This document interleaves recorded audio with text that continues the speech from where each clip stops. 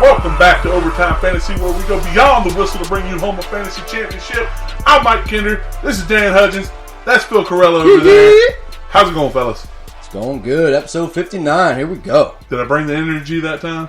I think you brought it home. Brought the energy. You brought it home, buddy. Yeah. That's what I'm talking about. Brought it home. You brought it home, buddy. See? That's how you do it. That's how you do it. It's simple. That's it. All right, so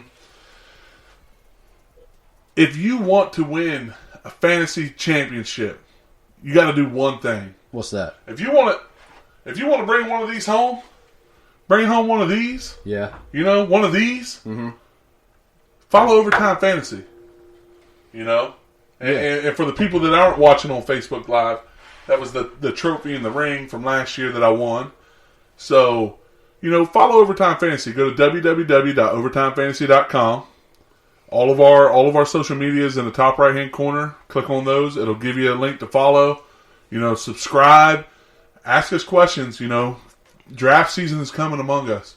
Ask questions. We will help. We will answer anything that comes across our table.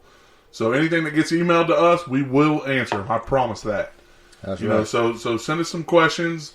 Whatever you have, any concerns that you have with players, any draft strategies that you're wondering, will this work? Will this not work? Hit us up. Let us know. So today we are doing the AFC East and the AFC West breakdown, and we're going to cover every team between the three of us. What teams do Tyler have? Tyler has the Chiefs and the Jets. You hear that, Tyler? You have the... he's not here. Oh, yeah, that's right. Tyler's on scout team. Womp, womp, womp. Get him chopping, Tyler. Way to go, Tyler. You just ruined the whole podcast. All right, so let's get into it. So we have Tyler breaking down, we're going to do it. Not so much Tyler. Don't worry, Tyler. We got your back, bro. We're going to split the Jets and the Chiefs. Phil has the New England Patriots and the Denver Broncos. Ooh. Dan has the Buffalo Bills and the Oakland Raiders, and I have the Miami Dolphins and the Los Angeles Chargers. Not the San Diego, right? San Diego Chargers. We're definitely in Los Angeles. Yeah, I still want to say San Diego so bad. But it's going to be a habit for me for a while. Yeah. It's just going to be bad. Yeah. Whenever the Raiders move to Vegas, it's going to be still the Oakland Raiders. I don't even care if they're in LA right now. It's still Oakland Raiders. All right, so we're going to break down the AFC East first, and then we're going into the AFC West. You know, so starting with one of Tyler's picks was the New York Jets. Sam Darnold, what do you guys think? Fantasy-wise, don't draft him. I think, if anything, he will be a weekly pickup that you just throw in there if he has a good matchup. That's as best as I see. Yeah. I do think that he will get a lot better than last year, just because of the second year in the system. But it's fantasy-wise, it's a terrible play, especially this early. So I'd say undraftable. Yeah.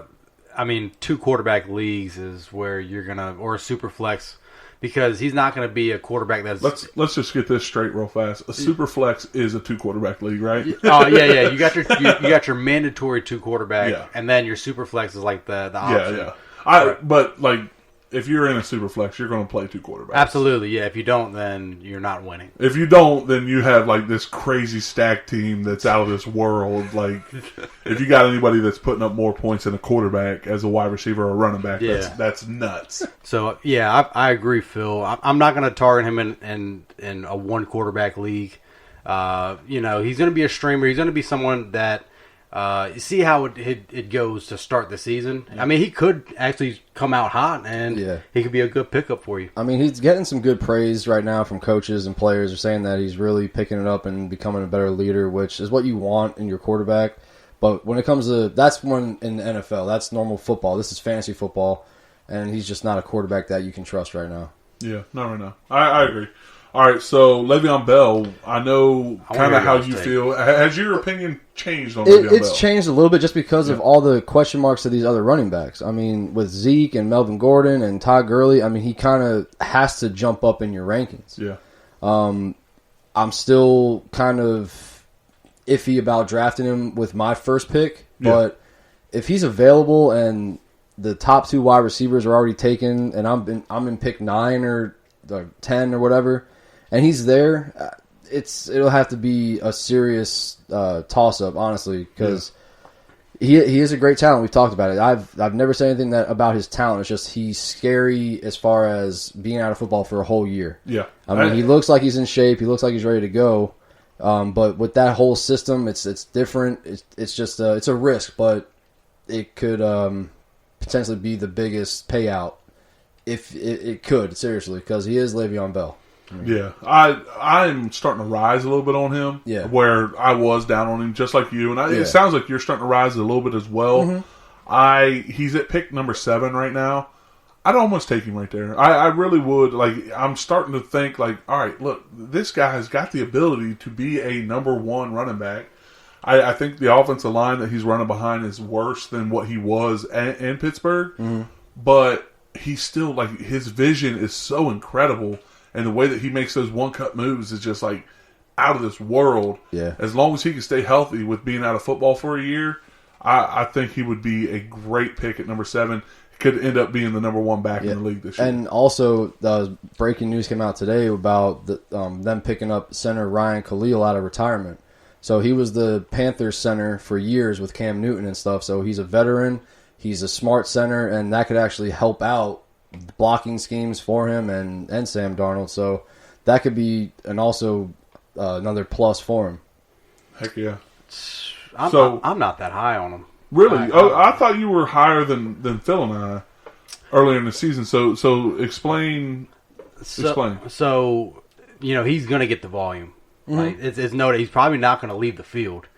But I think people are going to realize, like, the situation he had in Pittsburgh, that offensive line was top notch. Yeah. The offense, the system itself was top notch. He had a great coach. Now he's going to be with the Jets, and just like you said, it's going to be a bad offensive line. Out of football for a year. I honestly want Todd Gurley over him. Right. Really? Yeah, I'm still on the Todd Gurley train. I mean, and I understand that because, like I said, man, it's a high risk pick, but it could be a great reward. Yeah. It's a sketchy situation right now because you don't know what the Jets' offense is going to look like. Yeah. You don't. If you do draft Le'Veon Bell, I would recommend drafting Bilal Powell as well because you know that he's just that backup that whenever anybody goes down in front of him, he fills in, he fills the role. He has solid numbers when he's the lead guy. So I would suggest picking up Bilal Powell as a handcuff in the 16th round if you draft Le'Veon Bell. See, if it's not Le'Veon Bell, I'm just sticking clear of the entire Jets team. I agree. Yeah. Honestly, I don't like the receivers they have. I don't like the quarterback that much. I know it's Sam Darnold, but like we talked about before, you don't draft him. He's a matchup at best. Le'Veon Bell is like the only offensive weapon that I truly see besides Jamison Crowder. Well, I like Robbie Anderson. I do too. I know, and I don't get it. I don't get it. He's but, a fast receiver. Like he's a good receiver. But where do you draft him? Not in the 6th round where he's going. I don't like him in the 6th round. Wow, really? Like he's going the last pick of the 6th round. So I mean, it's not terrible, but I don't like him there. I would rather see him in the 8th round. Yeah. Where it starts to kind of you're bouncing back and forth, but he's already going to be off the board. I think 6 is just a little high for Robbie Anderson. Yeah, that chemistry between him and Darnold started to click at the end of the year. And if you go back, he had like a 4-game stretch where he was close to being like a top 15 receiver. So the potential is there, but the price has to be there for him. For me, yes. Like I'm not going to draft somebody in the 6th round just strictly on the potential. Yeah. So that's what kind of. It scares me because he's going to have a lot. He may be boom or bust. I don't know. Yeah. I don't know. I'm not sold on it. Yeah. I don't. The only person, if I'm able to, and if it's the right situation, would be Le'Veon Bell. Other than that, it'd have to be a serious matchup thing where I'm struggling. I have nobody to plug in, and I'll just maybe reach for a Jets player. I don't know. To me, Robbie Anderson, he's I guess he's a good quality receiver, but I just don't.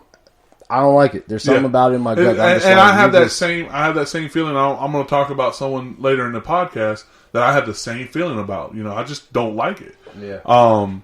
So, just keep going. Ty Montgomery's there as a backup as well. He's just injury-ridden. That might be somebody to pick up like in the season if injuries go crazy.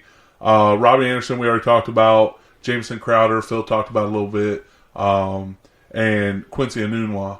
Let's not forget Quincy Enunwa had some fantasy-relevant games. Yeah. He's not going to be anybody that you draft, but he was fantasy-relevant from time to time. And then... So that could be another possibility for Quincy Enunwa this year. Nice. Then also, their tight ends, Chris Herndon. Suspended, right? Yes, he is. So, he's nobody that you're targeting anyway. So. Nope. It might be a streamer late in the year. That's about it. Yeah. I will say this about Le'Veon Bell. I know I said I wasn't high on him. The one thing I will say is that if he is healthy and playing, he's a safe running back. Yeah. Right. I don't think he has that upside like he had in Pittsburgh, though. Yeah, but that's what you're looking for in the first round is somebody with upside, like somebody that can finish as the number one running back. So your safe running backs that you're drafting, you want those guys in the second round and in the third round. Yeah. That's in my opinion, that's really your safe running backs, your people that are going to put up 13 points. At max 20 points, and they're not going to score below 10 points. Those are your safe running backs, and that's his second, third round for me. Okay. Yeah. Phil. Hi. New England Patriots. What's up? All right, time to talk about the worst quarterback. Seriously, man. All this guy does is win championships. Maybe we should have him on Overtime Fantasy.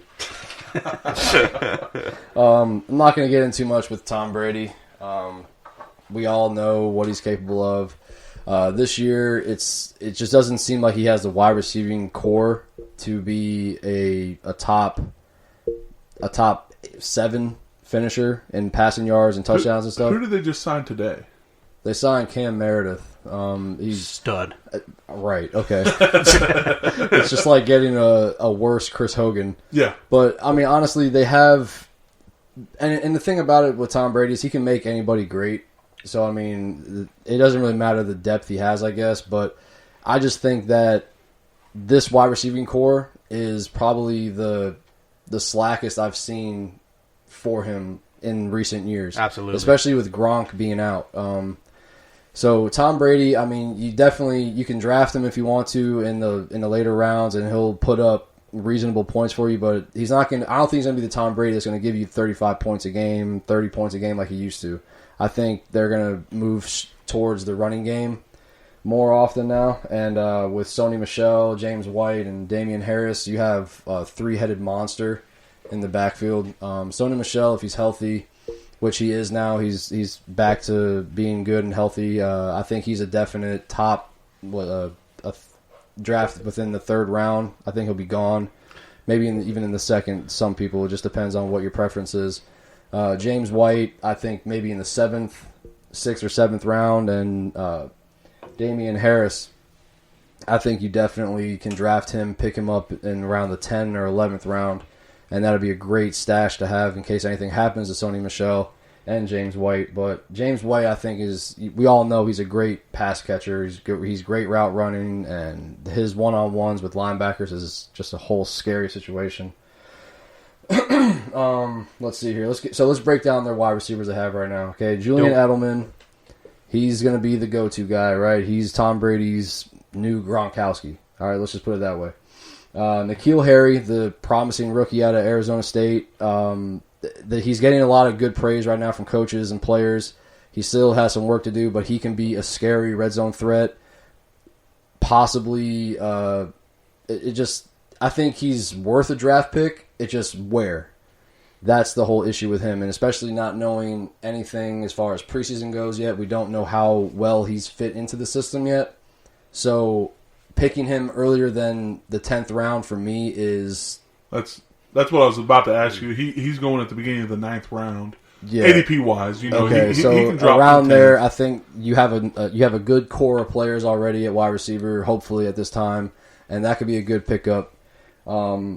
Demaryius Thomas, he's still on the PUP list, and I don't know if he'll even make the cut. They're getting ready to do roster cuts, and if he's not able to play, they might cut him. So just be mindful of that. We'll keep you up to date with that information as these podcasts continue. But and the other guy is Philip Dorsett. I think he could be a potential breakout player for them in the slot, and because they have to spread the ball around. And Philip Dorsett has been in the system a long time now, and he's still crazy fast. And I mean, he's obviously getting better. So that's their wide receiving core right now. There's not a lot of big names, so that's why I'm saying Tom Brady might, and the New England Patriots offense might be going more towards the run. Right now, I got interesting though. All right, so I'm predicting a sleeper pick coming out of the tight end position. They have Benjamin Watson right now. Okay, he's very aged in the NFL. I'm not going to call him old, but he's aged. He's been in the league for a long time. But they have a guy who played for the Broncos last year with Matt LaCosse. I hope I'm saying that right because it's you are yes. Is it Lacoste or is it French? Lacoste. Like Lacoste? Or Lacoste. Whatever his name is. I think he has potential to be a breakout candidate for Tom Brady. He's 6'6", 250. He's getting really good praise from the coaches right now. And I think if he can develop that relationship with Tom Brady, this could be a potential every single week starter, like a must-start position. He's going undrafted. Yeah, both tight ends. Both tight ends. Well, Watson's suspended though, right? You remember Watson's suspended. So right now this guy has the lead for the starting job. So if he's going undrafted and you get a tight end in whatever round you want, later on in the draft you can pick up this guy for nothing. So be on the lookout for this guy, Matt Lacoste. La. Yeah. All right, got it. So let me say this about Tom Brady because I talked about it on podcast dating back to last year. If you were to look at Tom Brady's game log, I think people would not draft him like as high as he's going right now because half of his games he had one touchdown or less. Right. And that you can't have that as a starting quarterback. He's a good streaming option.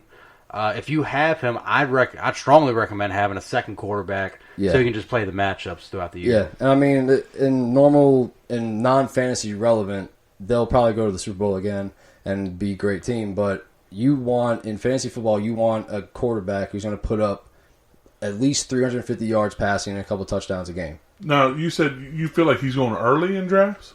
Tom Brady? Well, me personally, I know he's going probably like the 10th or 11th. Yeah, he's going towards the end of the 10th. Yeah, and you look, I like Mitch Trubisky over him. I like Dak Prescott. I think James Winston's going over him. I mean, I take someone like Kirk Cousins over Tom Brady. So that's why I'm saying he's just a little too high for me. Yeah, I agree. I mean, it's nothing against Tom Brady. It's just their offense doesn't seem it's going to be throwing for 400 yards a game. Yeah. They're not going to be throwing that ball around like other teams will, and that's what you want. You want teams that will be throwing the ball 40 times a game. Yeah, and this team, if they want to keep Tom Brady, they got to ease up on him. Like, they got to use him less and less. And that's what they're doing because they have a terrible backfield right now. Boy, that thing is scary looking. That thing is scary. Yeah. And I'm sure they have a whole bunch of people just stashed in the background. You said terrible, and I was like, what's he talking about? What? No. Terrible wasn't good. Like, yeah. I'm targeting the backfield. Yo, they are so trash, man. They're so trash. God, you got to get that trash can for real. How are they making the Super Bowl? They do. And like cheaters. Harris, the dude from Alabama, dude. Like, I love the way he runs. He runs so hard, man. Yeah. Like, they do got a nice backfield. Yeah, so that breaks up the Patriots, honestly. All right, so that's it for the New England Patriots from Phil. Dan, what do you have with the Buffalo Bills? Buffalo Bills, man. I don't even know where to start with the Bills. They're in fantasy terms, there's no bright spots for this team. I will start with Josh Allen. Last year, he was hot. He was like a QB, like the number 2 overall quarterback from weeks 11 through whatever it was. Mm-hmm. He's the type of quarterback that as the year went on, he kind of gained some confidence. Absolutely, he did. Yeah. And I'll tell you what, there were some people that kind of had confidence in him when that season ended, but I think right now, I looked at his average draft position.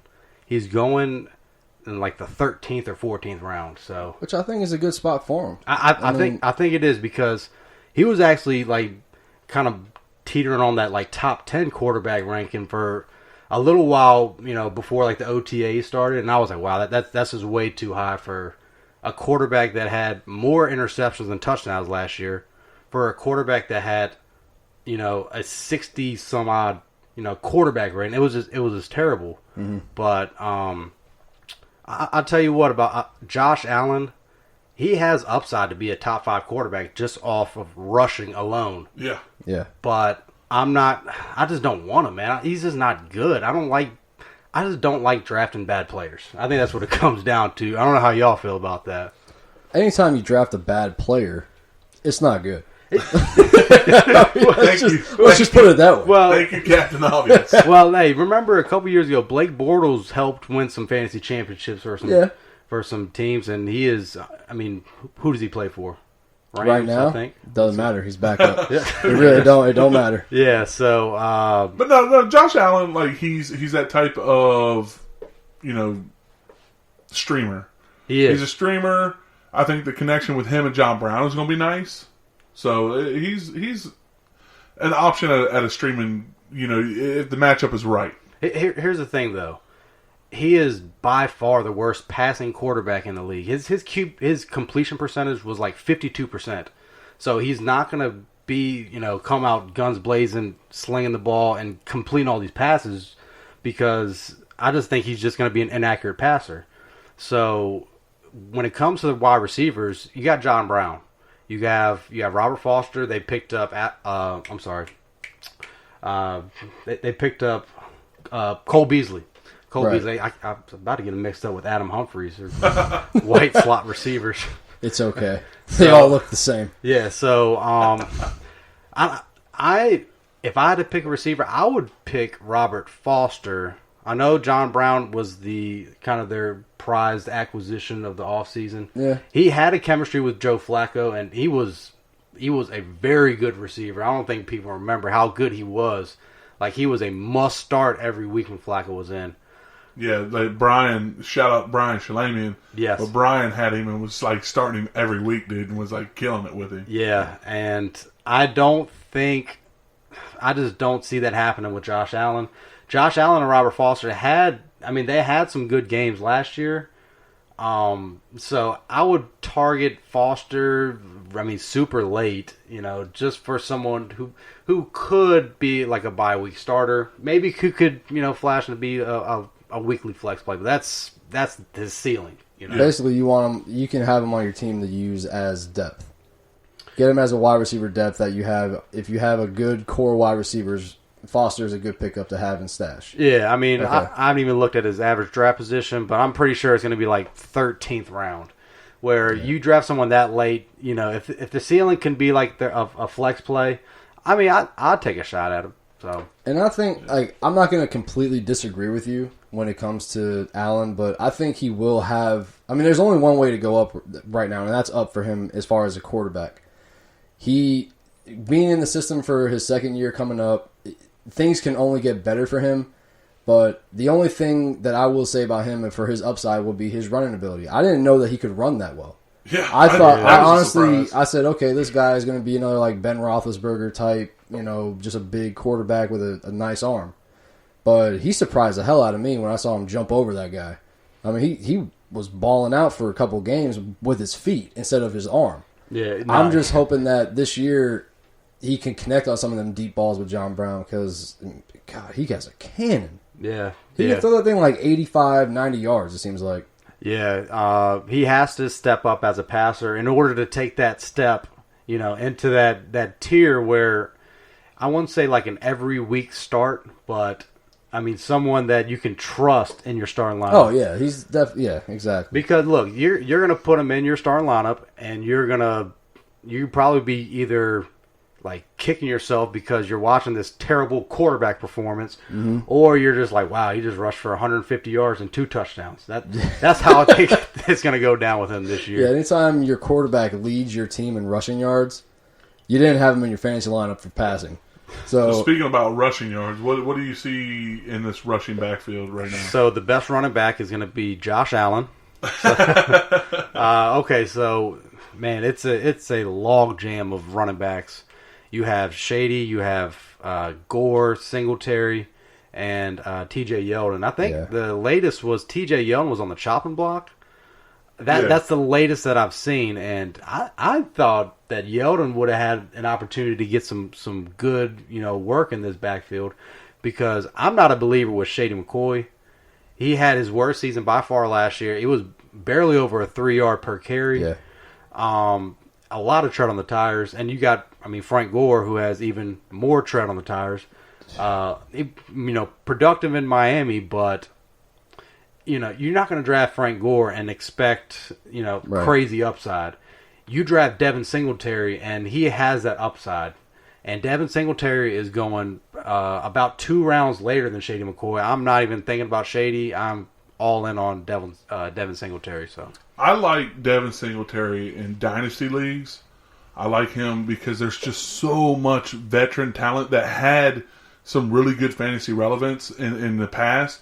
T.J. Yeldon and Shady McCoy. Like I love him in dynasty leagues because as the Bills build a better franchise. The Bills build. Yeah, that's hard to say. Yeah, that was good though. But as they do that, he's going to be great. I think, and I like the way Devin Singletary runs. Yeah. So you mentioned Damian Harris. That's a guy that I'm definitely targeting because, I think he has an upside to. Well, I won't say win your league, but upside to pretty much carry you to a championship. And I think Devin Singletary has that same upside. Well, the only bad thing about him is his offensive line. It's just, it doesn't matter who's running the ball. It's that bad. I'm sorry, but it's not going to get better overnight, especially when you don't address it in the NFL draft. Yeah, so I agree. Honestly, the only thing that I can say about this rushing attack is for your fantasy team is if that's the only choice you have is to draft like Buffalo Bills running backs, then you did something wrong in your draft. Yeah, well, remember if you draft, he's got to be like your 5th running back, your 5th, 6th right, running back. That's what I'm saying. And even at that point, I would steer clear of the Buffalo Bills. I'm sorry, I feel fair. that way about the Jets and the Bills. I feel like we're talking about the Bills way too much. You got anything else on the Bills here? I would talk about the tight end, but I don't even know who he is. I didn't even look him up.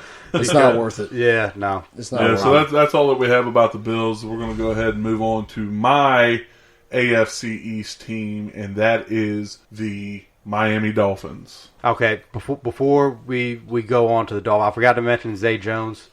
Look, like I said, none of these receivers are going to be exciting. But if you look at Zay Jones's game logs when he ended the season, he had 6 receiving touchdowns in a 7-week span.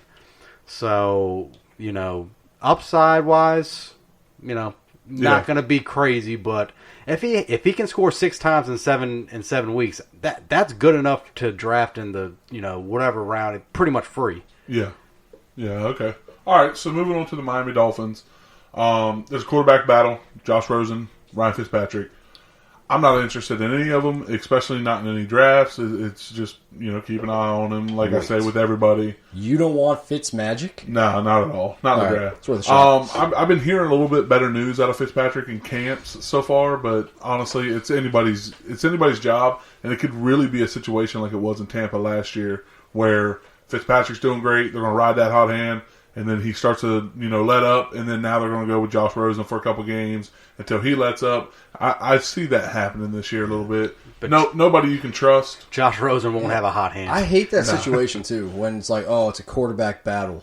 It's the worst for fantasy football. Oh, yeah, it's so bad. Seriously. But honestly, with this, with this team, I probably wouldn't, if it was a single quarterback, if it was Josh Rosen's job or Ryan Fitzpatrick's job, I probably wouldn't be drafting him anyways. Right. Kenyon Drake, he's going in the 5th round, fourth pick in the 5th round. I don't like Kenyon Drake at all. I think that he's overrated. He's going way too high in my opinion. Honestly, I have a list of running backs I'd rather take that are going a round or 2 after Kenyon Drake. Name them. Tevin Coleman. All right. Darius Geis. Okay. Rashard Penny, Absolutely. Tariq Cohen, Yes. Jordan Howard, Okay. Miles Sanders, Austin Eckler, and I might even take Freeman. Royce. Royce Freeman. The only person I disagree with is Eckler, but Well, Melvin Eckler, Gordon. you wouldn't disagree with Eckler. The only reason Eckler's on this list is because of is Melvin Gordon. if Melvin Gordon holds out or if Melvin Gordon gets traded. That's the only reason he's on this list. Okay. So not necessarily Eckler right now, but if there is some type of holdout or anything like that, I'd rather have Eckler over him. Yeah. Which, honestly, at that point, if there is a holdout, Eckler might be going before him. I don't know. Yeah. All right, so, and honestly, last year, Kenyon Drake only had 7 startable games. So he was only startable in 7 games last year. Like, yeah. You don't want that in a guy that you're picking up in the 5th round. There's so many better options that are behind him that I like better. Yeah, depending on how you build your team, too. He's either you're going to be your second running back or someone you're going to put in the flex. Yeah. And 5th round is someone that you kind of want to have like a solid, like a staple almost in your lineup. Yeah, you want someone like Darius Geis who can put up solid numbers every week.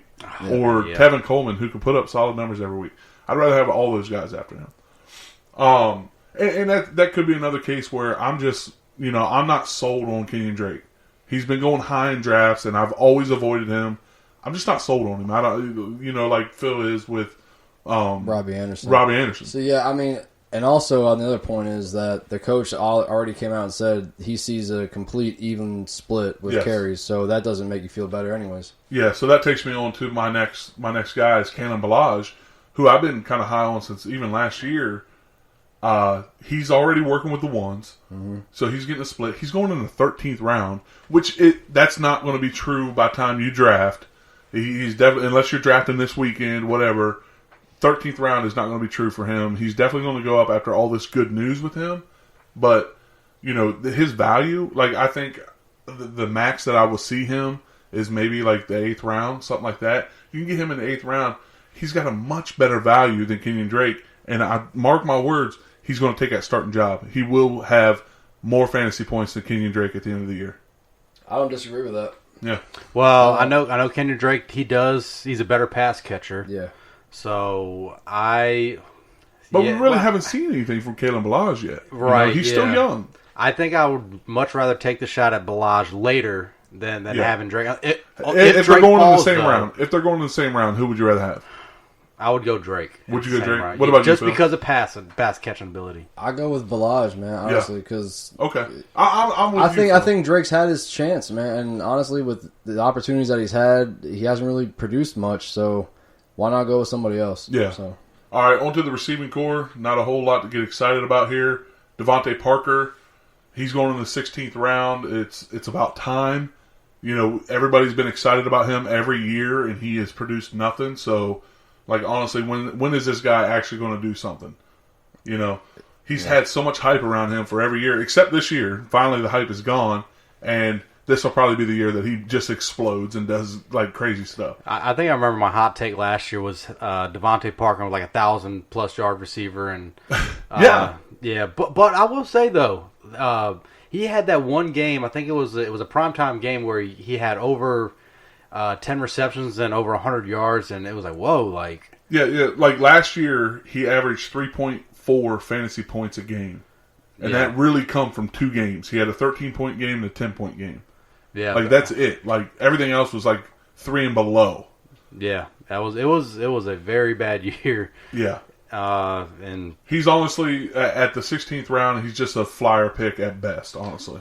Yeah, I agree. All right, so Kenny Stills, in my mind, probably the best take in this. Like, it's hard to say, like, oh, I like him, because I really don't like him either.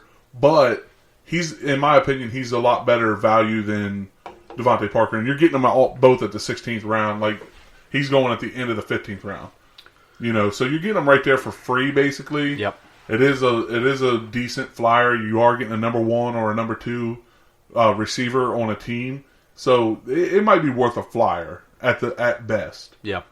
All right, and they also got Bryce Butler. I wouldn't touch him. Tight end Mike Gesicki. That's hard to pronounce that name. He's Mike going or undrafted. Gesicki? But let me tell you about Gesicki. Gesicki. Dos Equis. Let me tell you about him. He's 6'5", 247 pounds. He is a big body tight end. He did a lot of really good things at Penn State 2 years ago. I think mainly the problem with him is the system, but I think that he could be okay. I think he's a possible guy that like week 4 or week 5, you're like, who is this guy that keeps up putting up points? And then you're going to jump on him on the waiver wire. And that's the only possible. So the only person that I'm drafting is Kalen Ballage. I will say, if Ryan Fitzpatrick is the quarterback, I think the receivers, they're interesting. Yeah. Because he will just fearlessly throw the ball. Yeah, he does. And, I mean, I think that boosts all the receivers' value. So Parker, Stills, you take a shot at any one of those. But if Rosen's the quarterback, I mean, no way. I'm not even thinking about it. Yeah, and another thing to touch on the tight end position, Fitzpatrick likes to throw to the tight end. Yeah. So even when he was with Tampa, I mean, O.J. Howard and Cameron Brate were somebody that you were starting, and that was 2 tight ends set. So yeah, I think that, what was it, Dos Equis? Dos Equis. I think he could be a potential breakout candidate for fantasy football this year. I'll mention, I think they signed Albert Wilson, if I'm not mistaken. Yes, they have Albert Wilson and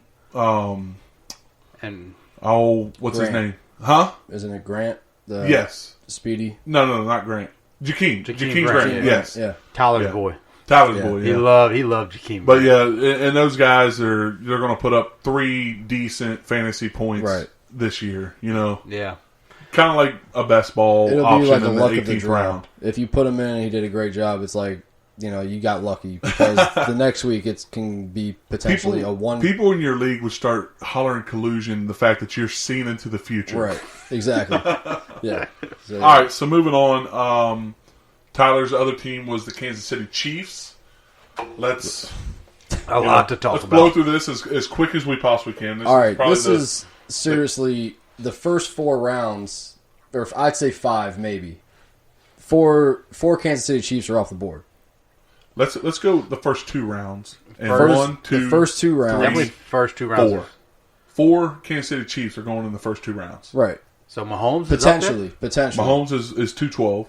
And I've honestly been in drafts. People are taking him in the first round. All right. That's stupid. Now here's the thing that is stupid. It's not. It's not stupid. It's just it's not a the right draft. time. It's a strategy that some people prefer. But that's all it is. You can wait.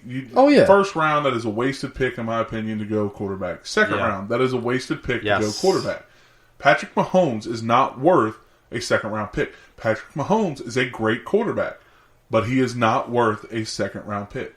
Not in my opinion. Patrick Mahomes will not repeat what he did last year. You're talking about the touchdown efficiency. He was, it was 50 bananas. touchdowns. Yeah, it was crazy. Like he can have a season where he throws 38 touchdowns and it's just a monster season. But you're wasting, where you can get a top-notch running back, receiver, even a tight end. Where you can draft like Matt Ryan last year was like 10th, 11th round and finished as a QB2. Yeah, it's going to happen again this year. So don't. Absolutely. Here's the question: when would you take Mahomes? 4th round at best, 5th round probably. I wouldn't blame anybody for taking him in the 4th round. Yeah, but I probably wouldn't because I really like to have 2 running backs, 2 wide receivers. Yeah, and then take those options of tight end or something like that, tight end or quarterback. But I wouldn't blame anybody for taking him in the 4th round. I wouldn't blame him if you took him in the 3rd round. Really? If you had 2 starting running backs and then another guy who can give you 30 to 40 points a game, why not? I'm just saying. Because if it's one thing we know about the Chiefs, they're going to throw the ball. That's what they're going to do. They're just going to dominate. Right. So they're going to throw the ball all over the field. And if you have that in a quarterback and you have 2 dominant running backs in the 3rd round, I don't mind that. But anything before that you're just wasting a pick. Yeah, I agree with that. It's not being wasted. It's just like you could get somebody better and then have a quarterback that puts up maybe 5 points less than Mahomes. Would you?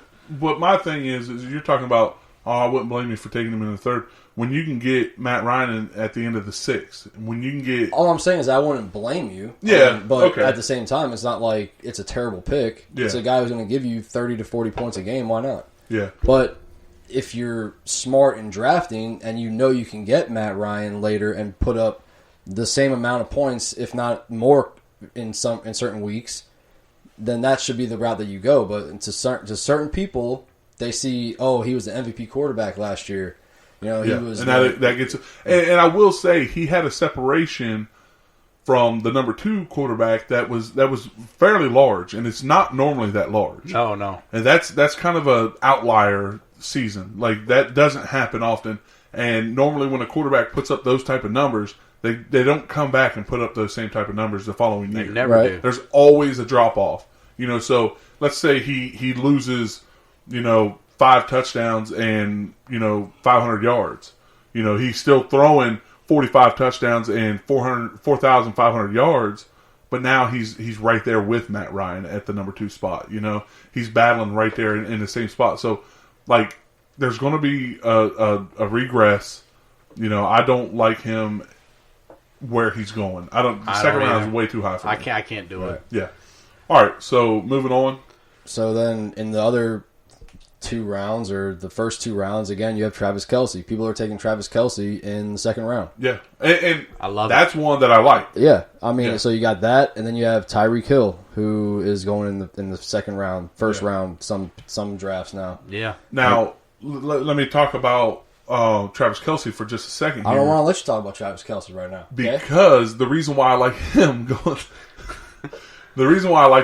number 2 in the second round is you're getting that, like, now, between him and the guy that you're getting in the 6th, 7th round, like, you're getting a complete difference maker.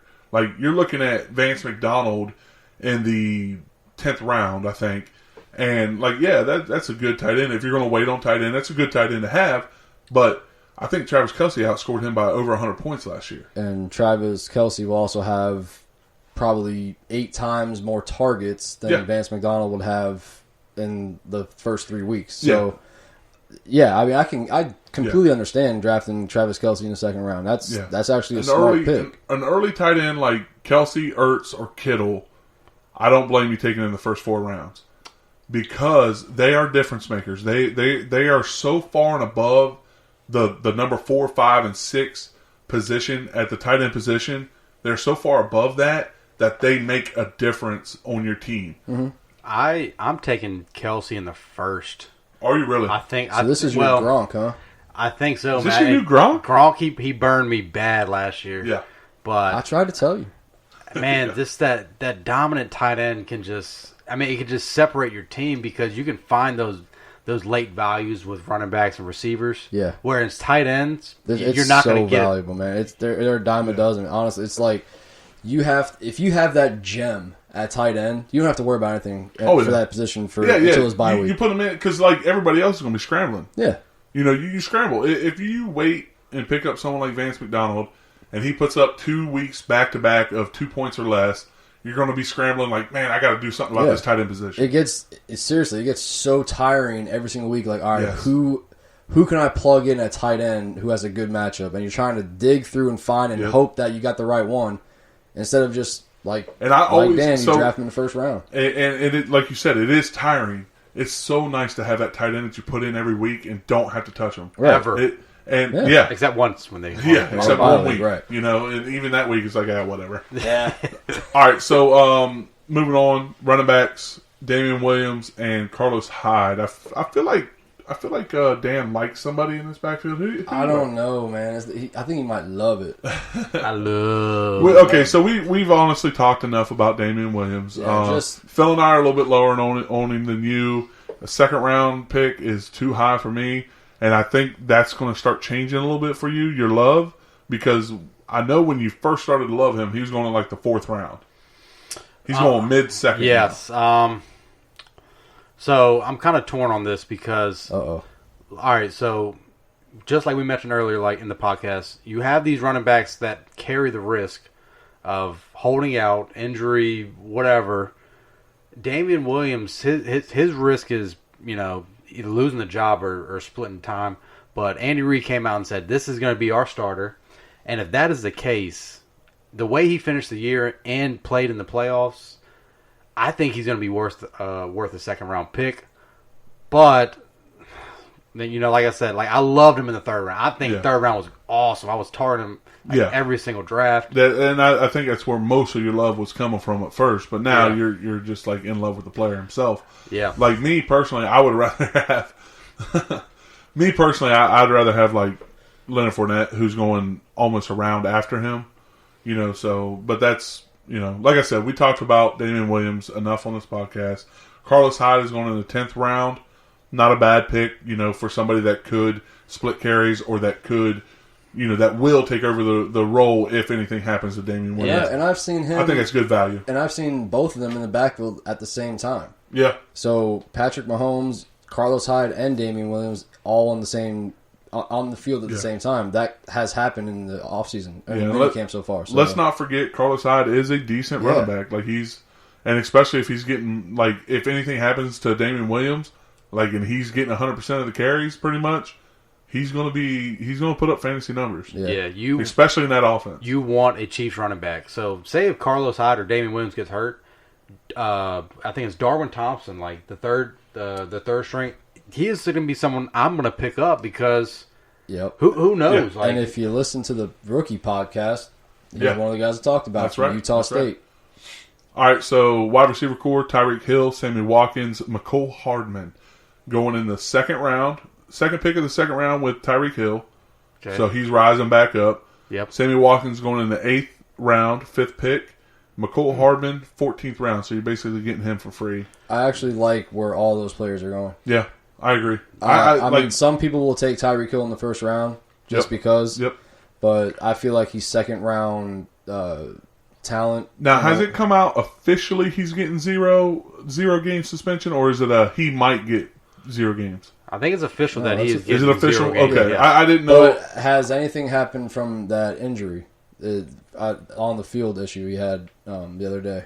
I don't know anything. Well, about depending that. on that, I don't think anything's come out. Okay. So if nothing really comes out about it, it's a non-factor. Okay, so in the second round, I like Tyreek Hill. For sure. In the 8th round, that's a good spot, I think, for Sammy Watkins. Yeah.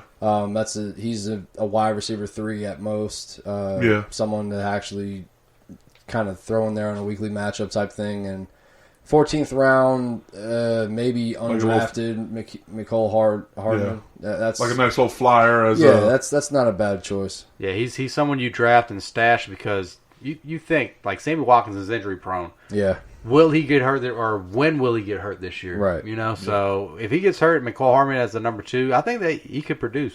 Yeah. The only reason I don't like Tyreek Hill this year is I feel like there's a lot going on in the media. There's a lot going on that may lose his focus. I don't know. I feel like karma's going to come and get him. I don't know. And I mean, Kamara plays for the Saints. All right. So that's it for the Kansas City Chiefs. Phil, what do you have with the Denver Broncos? All right. So a quick breakdown of the Denver Broncos. Here we go. Joe Flacco. He's going to be in Mile High Stadium now. So we all know he still has a cannon. I'm not going to say that he's draft worthy. I feel that he could be a plug-in weekly matchup type of a quarterback. He has the capability to throw the deep ball. He's a step up from the quarterbacks they've had in Denver in the last few years.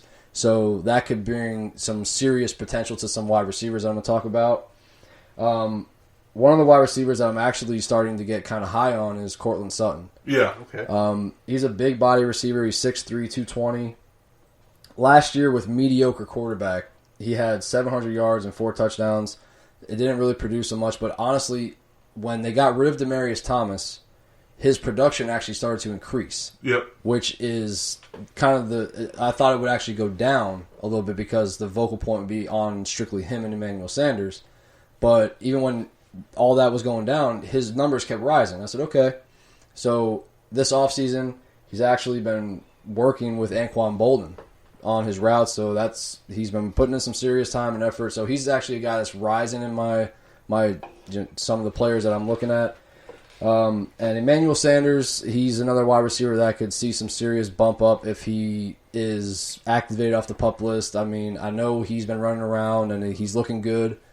So if he's able to become completely healthy, I think that he's worth a draft pick too in the later rounds to have on your team. Brings me to my other point right here about another guy that is going to be a breakout candidate if he wins the starting job, in Noah Fant. The tight end out of Iowa, the rookie. He's a big body a tight end. He's fast. He's physical. He's a playmaker waiting to happen. And if it's one thing about Joe Flacco is he likes to throw to tight ends. So he could be have him on your radar. I'm not saying he's worth a draft pick right now, but after the draft, if you're looking for a tight end to just stash on your team to kind of like, hey man, I got this guy he's on my bench right now. He's gonna rise up though real quick. Yeah. That's Noah Fant. All right, so running back situation. I was a little bit higher for Phillip Lindsay going into this draft. I thought that he would be the vocal point for the offense at running back, but it seems like they're going to be complete split carries with Royce Freeman. To me, that brings him down my draft board a little bit. I think right now they are right neck and neck is where you draft them at. Yeah. Now, Royce Freeman was hurt last year, right? Yes, he was. So if it wasn't for that injury, we would never hear about Phillip Lindsay. We wouldn't have heard that much. Yeah, absolutely. Yeah. But like Royce Freeman is super talented. Like they Right. drafted him for a reason. He could like take the bulk of those carries. Yeah. Now this situation, like, it's not how it is in Miami. It's not how it is in, New England with different running backs. You don't know what's going to happen. You know what's going to happen in Denver. It's going to be a split of carries. Yep. Phillip Lindsay's going to get the bulk of the 3-down back reps and all that. Royce Freeman's going to get, it looks like, the goal line, short yardage, and they're going to just split it 50-50. You can't go wrong with drafting either one of these running backs. I think they're going to lean on them a lot this year. Yeah. So I like him in maybe the 4th, 5th round. Both of them, maybe even the 6th. And I'm leaning a little bit higher towards Lindsay just because I feel he's gonna be on the field a little bit more. That's all, and I'm pushing. Now, and to be honest with you, the difference between Phillip Lindsay and Royce Freeman is talent and drive. Right. Phillip Lindsay has that drive, man. He's hungry. Yeah, and Royce hungry. Freeman is just plain talented. Yeah. Like that's the difference between those two. Yep. All right, so that's all you have for the Denver Broncos? Denver Broncos, that's about it. Yep. All right, so Dan, what do you have for the Oakland Raiders? Phil's Super Bowl team last year. Seriously. Oh, yeah. With- I didn't even see it coming. okay, so Derek Carr. Probably the best supporting cast around him, in my opinion, that he's had in his career. The question is, will he regain that MVP type form that he had a couple years ago? What are y'all's thoughts on that? I see it. I mean, I honestly thought it was going to be happening last year. I mean, I think he has a great arm. I think he has really good control of the offense. He knows the system now. It can only get better from here. So last year, I felt like he checked down way too much last year. And maybe that was just because that he just wasn't confident in his receiver. Maybe he wasn't confident in himself. But, I mean, this year, Gruden has surrounded him with, studs, pretty much. And it's make or break. But as far as drafting him, I wouldn't do it. Here's the thing, though, real fast on drafting him. He's going almost free. Yeah, he's going on draft pretty 14th and below. And I feel like if you already have like a Jameis Winston or, even if you drafted like Aaron Rodgers or something, I think he's a solid pickup just in case. Like you said, he's got the best supporting cast he's ever had. Like, I think he's worth a late round pickup to stash as your number 2. I wouldn't pick him up as my number 1 because that's hard to trust. But if you picked him up as your number 2, he could, 1, turn into be your guy, or 2, be one of those trade guys. Yeah, so the thing with Carr is he has to start. He has to throw touchdowns. he has. I mean, besides that 1 year, he was, he's just average, just mediocre when it comes to touchdown passes compared to the rest of the league. So it's make or break for him. You got Josh Jacobs that they drafted. He's going about. I mean, last time I checked, about the 4th round, and that's about right. Yes, someone like Jacobs is. I think he's going to be a good pick because he is going to get that. He's going to get the work. He has the skill set to produce. They have. I know they still have Doug Martin and Jalen Richard. In my opinion, they're washed up. I mean, Jalen Richard is still kind of young, but they're backups and fill-in players. That's it. Jacobs has risen a little bit. He's going at the end of the 3rd now. Okay, which I still think that's okay. Yeah. I'd still take players like Kerryon Johnson and Marlon Mack and Aaron Jones over Josh Jacobs. I know you don't like Aaron Jones. I don't. He's hurt again, by the way. Just saying. Oh yes, he is. Yes, I saw that. Yeah, another pulled hamstring. Who would you take? Josh Jacobs over Aaron Jones? Yes. Okay. Antonio Brown. Okay. Y'all know how I feel about Antonio Brown. I think you don't like him. when we did the wide receiver rankings way back, he was not in my top 10. He's still not in my top 10, only because I don't know how him and Derek Carr are gonna, the chemistry between them. Because when Amari Cooper was with the Raiders, there were games where Amari Cooper had one target. Yeah. One target. Yeah. And it was clearly the best wide receiver on that team, and he's only getting one target. That's bonkers. I get it. He wasn't great with the Raiders. He was up and down. Drop passes was a big issue with him. But to have a number 1 receiver get one target, it's crazy. It's unacceptable. Yeah. So... I like that. Unacceptable. It is, man. That's probably what Gruden would tell him. Yeah. I don't see that happening with Brown, but at the same time, you look at the amount of targets that Brown got with the Steelers, and you don't even know what to say because it was like 180, 190, 170. So 10 plus targets a game that Brown was averaging. And now you're going to go to a system where John Gruden is old school. Will he adapt and start throwing the ball and put the get the ball in the playmaker's hands?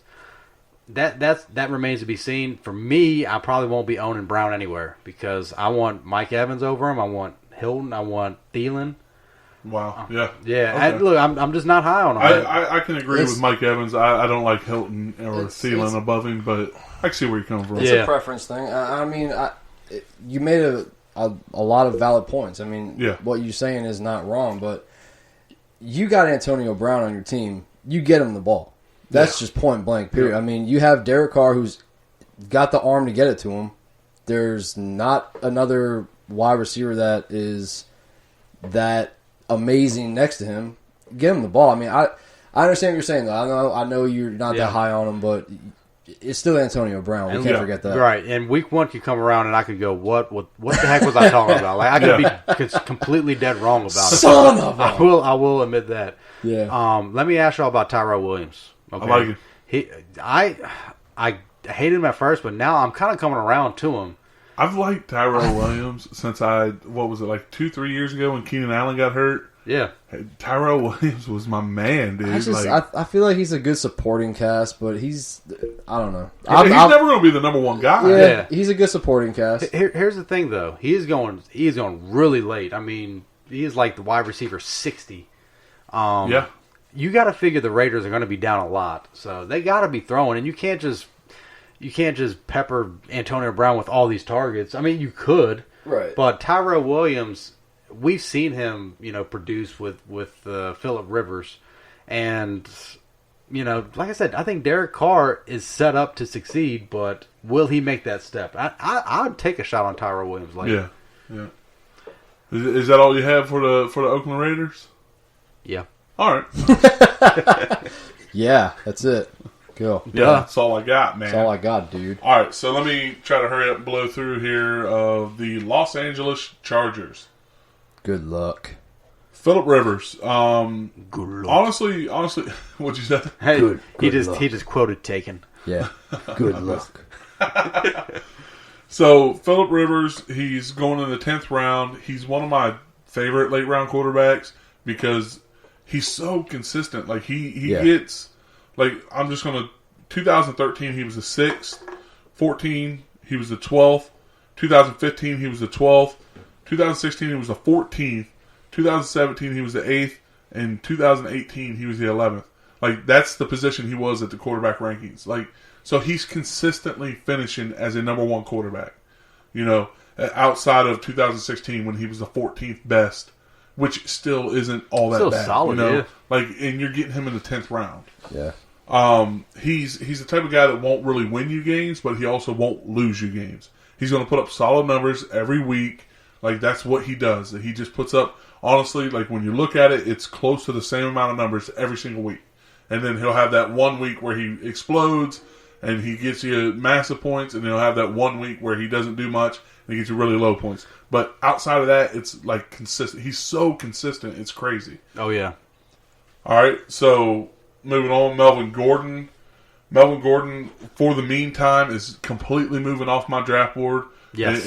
I won't say completely because there is a value at some point Right. where you're going to want to pick him up. But as of right now, Not in the first round for sure. yeah, No way. he's going in the 6th pick of the 2nd round. That's not for me. Yeah, I'm nope. sorry. There's no way. At this point in time, there's no way. I'm taking Damian Williams over. I'm taking Damian Williams over him. And I don't love him like you do. But, you know, the only way for me to draft him, he's got to at least fall to the 4th round. Because you're looking at a high risk here. Yeah. High risk, like super high risk, and kind of high reward. I'll tell you what. If I'm the first pick of the draft, I pick a running back, and then it comes back to me, I get another starting running back. That third pick, that next pick that I have, I might take him. Yeah, okay. Just because I have 2 solid running backs, and I have him as a stash. Yeah. Like, He gets traded to... that's the only, like, and that's why I said the 4th round. That's because pretty the only much way it I'm for taking 4th. Melvin Yeah. Gordon, the only way I'm taking Oh, Melvin no, Gordon, sorry. That's third. That's still the third, yeah. Sorry. So, the only way I'm taking Melvin Gordon is if he's my 3rd running back. Like, and so yeah, in that case, maybe it depends. I'd have to look at like the receivers at that point and decide like, all right, am I willing to wait 24 more picks to pick up a receiver, or am I going to go ahead and go with Gordon right here? So yeah, so there's just too much risk to pick him in the 2nd round. And that's all I really got on him. If you want to hear any more about Gordon, just turn on the radio. Right, listen to ESPN. Everybody's talking about it right now. ESPN 8, the Ocho's talking about it. All right, so I got a question for you guys. Yep. If Gordon holds out or if he does get traded, who are you guys looking for? Who are you guys looking for out of the 2 backs, Austin Eckler or Justin Jackson? I like Jackson. Just because of his draft price. Eckler's going to be expensive. Okay. And look, he's going to be good, but I think Jackson is going to have a better value because I think he'll probably. I mean, I'm just going to speculate. If Gordon holds out, I think Jackson will probably move up into about the 8th round. I think. I don't know if you have any info on that. Yeah, I do. I got some, just a little bit. But they're okay. all. But I just want, like, I completely agree with you. What do you think, Phil? I'm not too high on Eckler. Okay. I don't think that he's in an offense that makes him look really good. Yeah. Let's put it that way. Okay. But that's not to say that Jackson can come in and do the same thing. So I think it's a high price for him, like you said. All right. So if they're in the same round, let's say they're both going in the 7th round. I'll go with a different team. No. You Just really like a toss up. I have to pick one. I think it's going to be a toss up. I think they score about the same amount of fantasy points. If I have to pick one, it'd be Jackson. Okay, yeah, and I'm almost there as well. I do believe Austin Eckler is the next man up, but I think it's his job to keep if that were to happen. He put up solid numbers last year as a backup. He did. You know, can he handle the workload? I don't know. You know, so as of right now, he's going in the 8th round, late 8th. I think I can see him bumping up to like 4th or 5th round. Yeah. If there's a holdout or if this stuff lingers on, yeah. 4th or 5th round is where I see Austin Eckler going. I couldn't do that. That's me personally. No, me neither. Justin Jackson is currently going mid 14th round, and I could see him bumping up to 9th or 10th round. Yeah. And I would much rather have Jackson at that value than Austin Eckler at 4th or 5th round. Yep. And Jackson is a guy that, when Eckler and Melvin Gordon were out last year, he put up solid numbers. The guy runs hard. He's a good-looking back. I would much rather have Jackson over Eckler. I honestly, I'm kind of with Phil on that. I'm not targeting Eckler anywhere. No.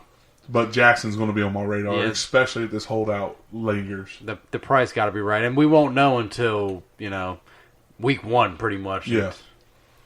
All right, so Keenan Allen, he's going in the 3rd round.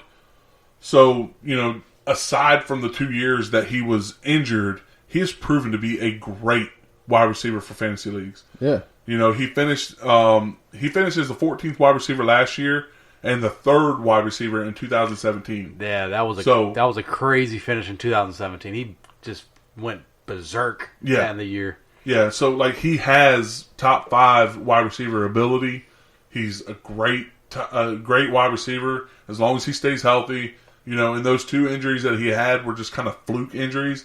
It's not like he's just got a fragile body. It's like, he got hit, spun around like a helicopter, and ruptured his spleen. Right.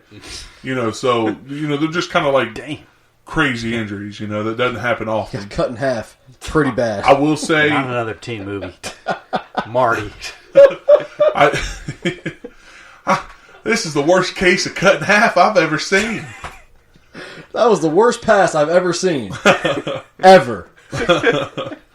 So, to be honest with you, I think I'm expecting big things out of Keenan Allen this year. I think he's going to finish close to the top 5. I know that he'll finish in the top 10. You can just count on it, especially with Tyrell Williams out now. Mike Williams coming in. He's another beast wide receiver. I think it's gonna you're gonna have to respect the wide receiver in Mike Williams. So that's going to kind of free up a little bit of Keenan Allen. Mike Williams is going in the 5th round. I think these 2 wide receivers are going to compete for the best duo in the league. Yes. They both have the ability to do that. You're looking at other duos, Diggs and Thielen and Odell and Jarvis, but I think these guys can compete for that best wide receiver duo in the league. Absolutely. Mike Williams, he's a big body wide receiver. He's 6'4", 218 pounds, and he catches touchdowns. Yeah, he's man. coming into his own too. I think he caught 10 touchdowns last year. That's what he does. Last year was really kind of his rookie year because he got hurt his first year and he really didn't even play. Yeah. All right, so moving on to the tight end, Hunter Henry. He's going in the 6th round. He missed the entire 2018 season with an ACL injury. Give me your thoughts. I like him, man. It's crazy. So 2 years ago, in 2017, he finished 12th with Antonio Gates still there taking some targets and everything from him. And in 2016, he finished the 11th tight end with Antonio Gates finishing as the 10th tight end. So he has the ability, if he gets the work, the workload, he has the ability to be a top 5 tight end this year. Yeah. And, but the 6th round is kind of iffy for me. So you're not getting a really good value on him. I figured, after missing an entire year, you might get a good value, but you're not. But I would look at him in the 6th round, and if I don't have a quarterback yet, and I'm thinking, all right, this is a good tight end, I can get Ben Roethlisberger in the 10th. That's an option there for me. I'll look at him, but I think I like David Njoku, who's going 2 rounds later, better. Yep. But that's just my opinion. Yep, I got you. Yeah, I think I would. I think 6th tight end because I have obviously you have Kelsey Ertz, Kittle. I got O.J. Howard and Evan Ingram. That's my top 5, and I think they're all.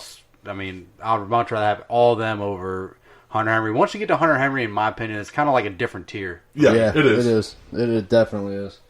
It is. But you gotta wean out who's gonna actually produce and who's just gonna be on paper. I think that Hunter Henry, if he can come back healthy from this injury, and we all know what Phillip Rivers can do with a tight end. Antonio Gates and him had one of the best connections in NFL history. So I can see that potential there. And 6th round, if your team looks right, I'd go for it.